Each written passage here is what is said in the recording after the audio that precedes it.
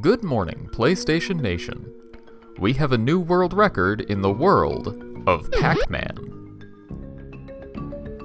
There is a rising star in Pac-Man World speedruns for the PS1. Longtime PlayStation speedrunner Joester98 has had a hold on this game for many years. But a few months ago, a new face appeared. TNSS quickly showed that he has a lot of skill with this game. TNSS was able to claim most of the records last year. He also reached second place in two of the most optimized categories, any% and 100%.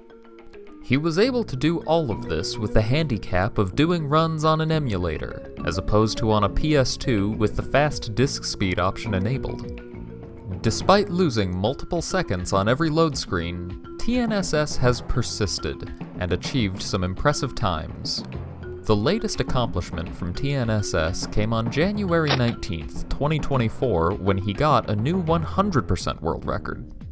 His time was 1 hour, 15 minutes, 22 seconds, beating Joester's previous record in the category by nearly 30 seconds. 100% is a difficult category in Pac-Man World. There is a lot of complexity to speedrunning this game, and Hummelden's Art of Speedrunning video about Pac-Man World covers it very well.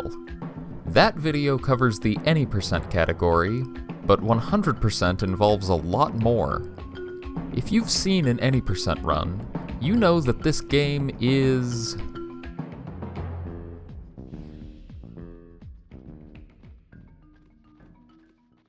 goofy.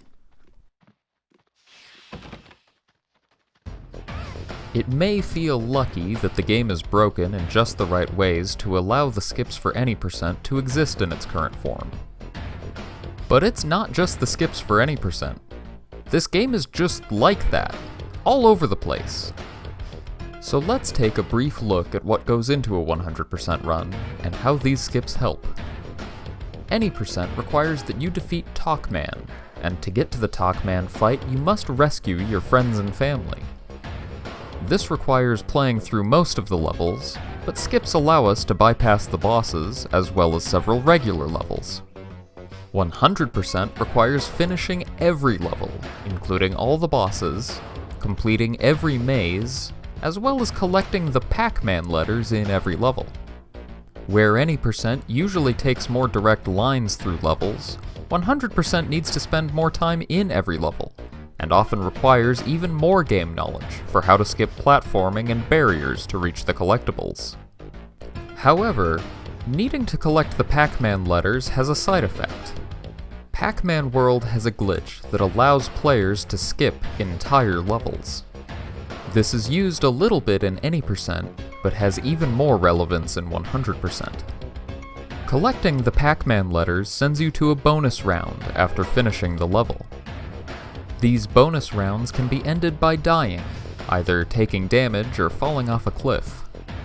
However, the developers didn't expect the player to simply pause and exit the level while in the bonus round. Pause exiting has no impact on the % completion, and it leaves the game in an unexpected state. After pause exiting from a bonus round, dying at any point will tell the game, "Hey, the player died in a bonus round. You have to end the level now." In any%, this can be used to skip a few levels. Enter a long level, die immediately, finish the level. But in any%, this needs to be balanced. This glitch requires collecting the Pac-Man letters in a level, so the time saved needs to be worth the time spent collecting the letters.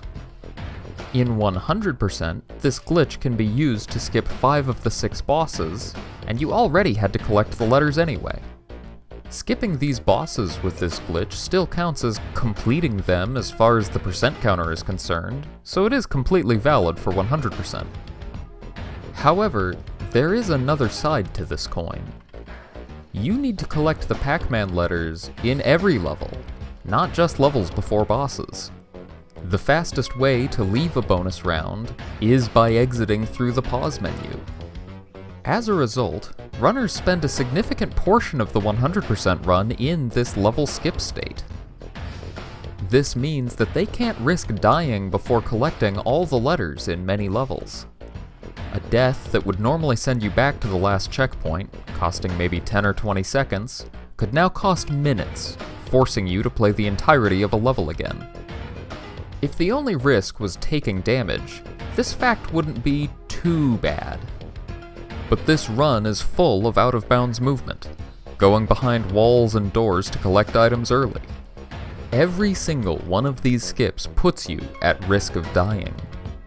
On top of that, platforming in this run in general is risky. With zigzag movement making Pac-Man go significantly faster than intended, runners are frequently doing difficult jumps over perilous pits that they shouldn't be able to make. TNSS had to spend much of this run under this pressure, knowing that any slight mistake could cost the attempt and force a reset. Joester hasn't really seen much competition in this category, ever. But TNSS looked at this exceptionally difficult run, and knew that he could do that too.